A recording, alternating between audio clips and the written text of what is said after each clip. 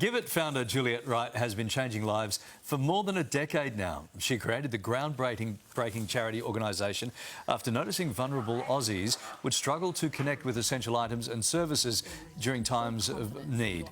GIVIT now works alongside 4,000 other charities to coordinate and streamline important relief. Now, one figure who noticed her incredible contribution is none other than Queen Camilla herself. Her Majesty has been patron of the organisation since 2020 and went the extra mile yesterday, inviting Juliette to Canberra to finally meet in person. And GIVIT founder Juliette Wright joins us live.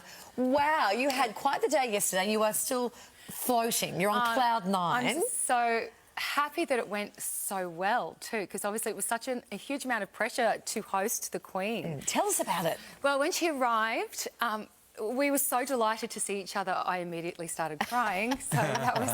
But then I remembered to curtsy, and then I introduced her to the GIVIT volunteers, and then introduced her to the GIVIT team, and we showcased the work that we have done in the last 4 years since she's been our patron. But we focused on disaster recovery.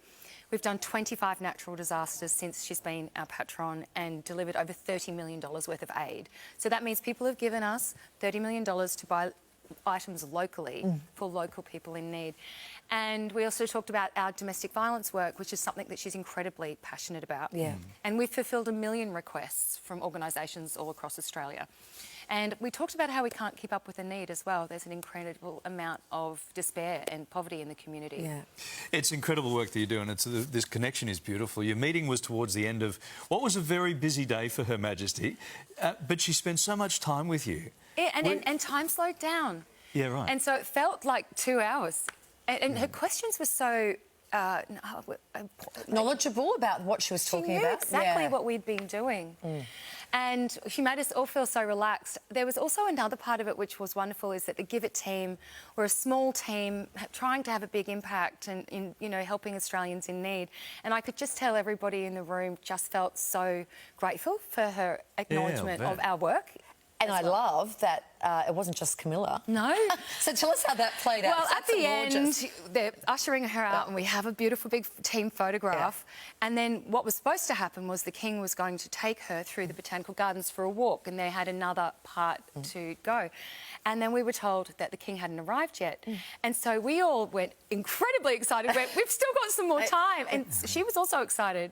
So we talked about other things like how GIVIT also actually prevents unsolicited, not wanted donations going into disaster-affected areas, and they all end up in landfill. So she was fascinated by the quality that sometimes is donated in disasters. So we talked about other parts of our work that we didn't think that we were going to get to talk about.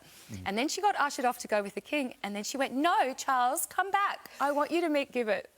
Wow. Yeah, so we got another couple of minutes with him. So the King was running late. She'd spent half her life waiting for that man. What was he? She said, Come over. And then he... And she actually called him by name? Like...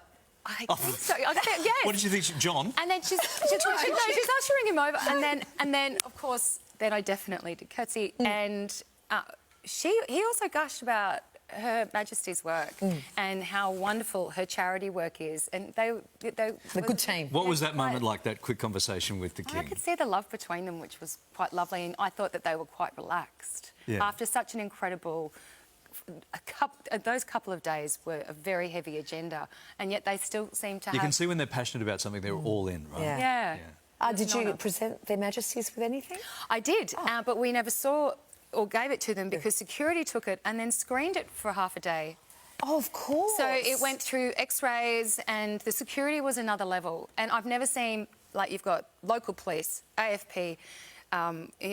just the Botanical Garden security staff and everybody coordinating, and then the camera people. It's a logistical exercise, and I think Prime Minister and Cabinet did such a great job. Let's take a moment to remind people of the amazing work that GIVIT does. How does it all work? Well, we support 5,000 organisations across Australia, and they can request anything that they need for their clients. So it could be a washing machine, a bed. Think about anything you touched today. So linen, bed, cutlery, fridge. They're all essential items that everyday Australians need. So the organisations request those items, and then we are asking generous people like your audience to actually fulfil that need. And so it could be a situation where there's a woman escaping a domestic violence. She has herself and 2 kids. They need 3 beds. So you'll go, we need 3 beds, and it will cost us $1,000. Someone donates $1,000. or you could also donate the bed. Right. And because we take beds as well. Right. New? As new. As new? You have to Okay. take a photograph of the donation before you actually pledge it or offer it through the website. Yeah. And so far, sometimes we're doing 85,000 donations a month.